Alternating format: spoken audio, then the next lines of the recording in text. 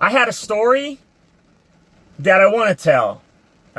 Whether my kids look back on these videos one day, or if maybe hearing this story can help somebody else out who might be in a jam and needs to stand on the Word of God, needs to stand on faith, right?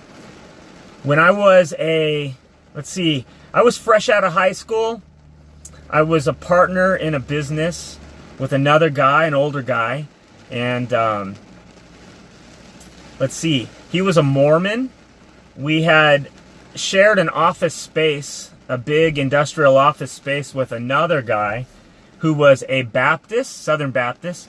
And then I was kind of like into the whole faith preacher kind of deal, where I really studied the promises of Jesus and staying focused on these promises, right?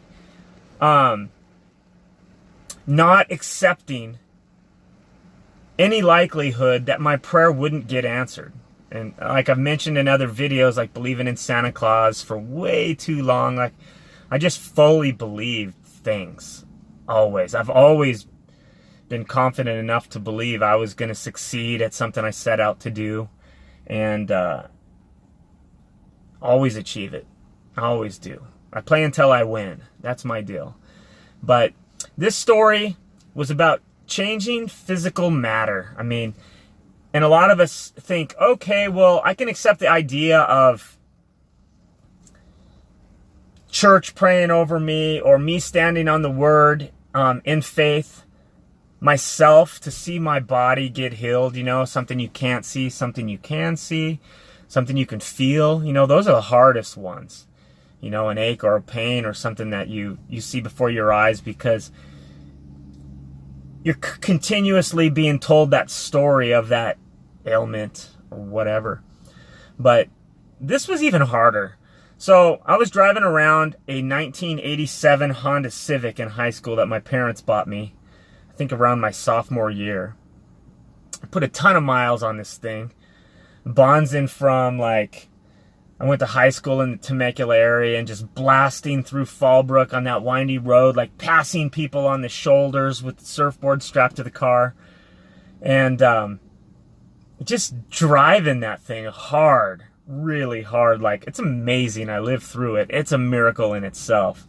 But the transmission, I don't know, is maybe 1920. I had about 160,000 miles on the vehicle at that time, and the transmission was slipping coming into work. And boom, something's wrong. The wheels start spinning. You start getting all negative. You don't have the money. I just got into this partnership, and I take it to a shop right behind our office, and the name of the shop was Agape Auto Care. And that's unconditional love, like God's love is agape, right? So anyway, I take it there. The guy who I worked with was friends with them, the Mormon guy. And, hey, dude, I spend the day with it. Bad news, man. You need a new transmission in this thing. Can you fix it? No, you really just better to do a new transmission. So I get back to the office. The guy I work with is willing to put it on his credit card for me and let me make payments back to him on it. And I was like, no, it's okay. Because I've been pumping this Kenneth Copeland, faith preacher, Bible verses into my ears continually. My mom had bought a set that, gosh, I don't know, it probably had 24, 36 tapes, cassette tapes in it. And I had it memorized. I listened to it all the time. And so I knew all those faith scriptures, And I told the guys at the office, the Mormon guy and the Baptist guy, that I'm going to pray over it. I'm going to lay my hands on the car. I'm going to loose the angels on this vehicle. And, it's all glass, front of the building. And I go out there, and I'm like, you know what? I'm going to commit to this. I'm going to stick to this, and I'm going to prove this to everybody that God will answer the prayer. If I don't cave in and I don't doubt, if you believe, or when you pray, he said, when you pray, believe that you receive. Not when you see it. When you pray, believe that you've received, right? Boom. Lay hands on this car. I'm loosing the angels on it. I'm rolling all the care over on God. I am not going to doubt. This vehicle is fixed. These guys were all standing at the window laughing at me. All of them. There's a couple other employees there. But you know what? This is the kind of cojones I have. And I believe. And so, to try to shorten this story up a little bit, the next day, I drive into work, and the transmission's skipping. I'm standing on the word. Every time that transmission would do that, I'm standing on the word. Get behind me, Satan. I don't feel that. That's no evidence to me. My evidence is the promise, and I'm standing on that promise. And I did that every single time that transmission did anything that I acknowledged, right? They'd ask me, day one, how'd the car do coming in? And I would profess victory. Hey, it did awesome. I told you guys. The angels are loosed. They've fixed my car. My car is fixed. And they would say, did it skip on you? And I would not admit it, right? So after about 3 days, these guys forget to ask me anymore about the car. After about 3 days, I forgot about the car. And you know what?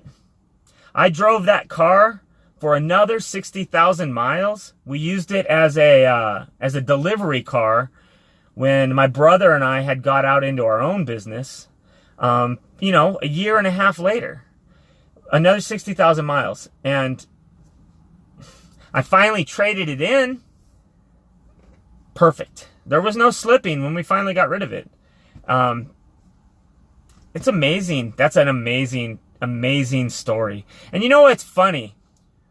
When I bring the car up to these guys, or when we finally talked about it later, everyone acted almost as if there was just a shadow. Like they were just no biggie. It was like no biggie. Almost like reality changed. And nobody celebrated it. It's the oddest thing ever. And when I hear so many believers praying, they're always praying for the prayer to be answered instead of having that faith and believing when they pray. Cast it out, stand on the word. And now, like I said, I've channeled that the real power is in the belief. It's just in believing. I think that our reality is formed by our thoughts. As a man thinks in his heart, so he shall be.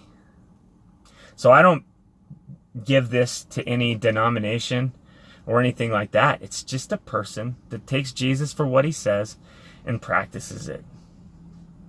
All right, guys. Later. Take care.